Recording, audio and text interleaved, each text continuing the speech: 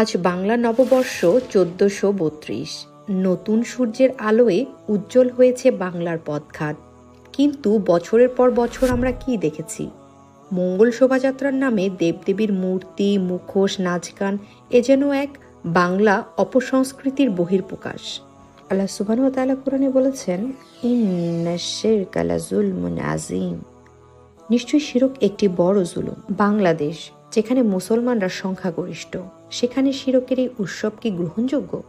আনন্দ করতে ইসলামে কোনো বাধা নেই, যতক্ষণ না তা আল্লাহকে অসন্তুষ্ট করে। এই বছর সেই পরিবর্তনের বছর। মঙ্গল শোভাযাত্রা নয়, এখন আনন্দ শোভাযাত্রা। নেই আর দেবদেবীর মুখোশ, নেই মূর্তির প্রদর্শনী।